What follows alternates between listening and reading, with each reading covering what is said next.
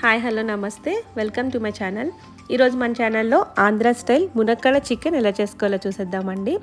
Actually చాలామంది chicken మునక్కాడ curry చేసుకుంటారు కదా, బట్ ఒకసారి నేను చేసినట్టు ట్రై చేసి చూడండి, పర్ఫెక్ట్గా ఉంటుంది.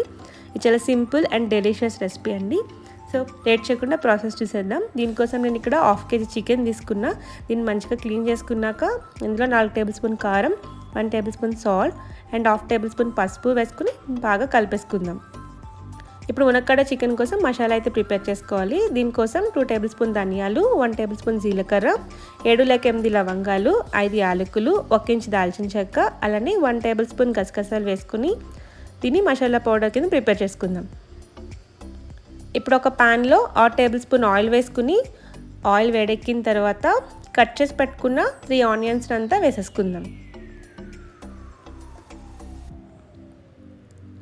ఆనియన్స్ అన్నీ సాఫ్ట్గా అయ్యేలా ఫ్రై చేసుకోవాలండి. తర్వాత ఇందులో 2 మిర్చి కూడా యాడ్ చేసుకుని 1.5 టేబుల్ స్పూన్ అల్లం వెల్లుల్లి పేస్ట్ కూడా వేసుకోవాలి. అల్లం వెల్లుల్లి పేస్ట్ అంతా పచ్చివాసన పోయే వరకు ఫ్రై చేసేసుకోవాలి. ఇలా ఫ్రై చేసుకున్న తర్వాత కట్ చేసి పెట్టుకున్న ఒక ములక్కాడ ముక్కలన్నీ కూడా వేసేసుకుని 5 మినిట్స్ ఒకసారి కలుపుకుని మూత పెట్టేసుకుందాం. 5 నిమిషాల తర్వాత చికెన్ అంతా కూడా వేసేసుకుని ఫ్లేమ్ని హై ఫ్లేమ్లో పెట్టి ఇదంతా ఒకసారి బాగా కలిపేసుకుందాం.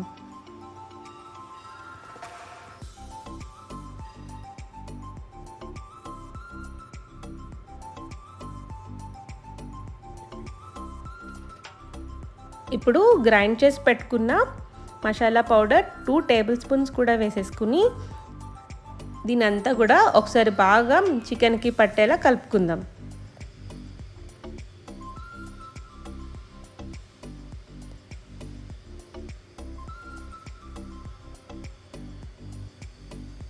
తర్వాత 1.5 కప్ వాటర్ కూడా వేసుకుని అంతా ఒకసారి బాగా కలుపుకుని అలానే కరివేపాకు కూడా యాడ్ చేసేసుకోండి అండ్ కొంచెం కొత్తిమీర కూడా వేసుకుని ఇప్పుడు మూత పెట్టేసుకోవాలి.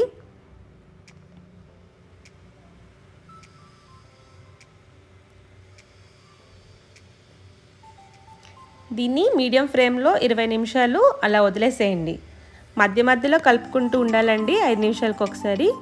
ఆల్మోస్ట్ 20 మినిట్స్ తర్వాత కుక్ చేస్తే చికెన్తో పాటు ములక్కాడ కూడా మెత్తగా కుక్ అయిపోతుందండి అండ్ ఆయిల్ కూడా ఇలా పైకి తేలుతుంది.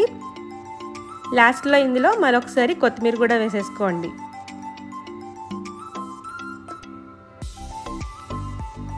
చూసారు కదా ఎంత ఈజీగా ఫాస్ట్గా చికెన్ ములక్కాడ కర్రీ అయితే ప్రిపేర్ అయిపోయిందో. మీరు కూడా ఇంట్లో ట్రై చేసి ఎలా వచ్చిందో కామెంట్ చేయండి. ఇలాంటి మరిన్ని వీడియోస్ కోసం లైక్ చేయండి, సబ్స్క్రైబ్ చేసుకోండి. Thanks for watching.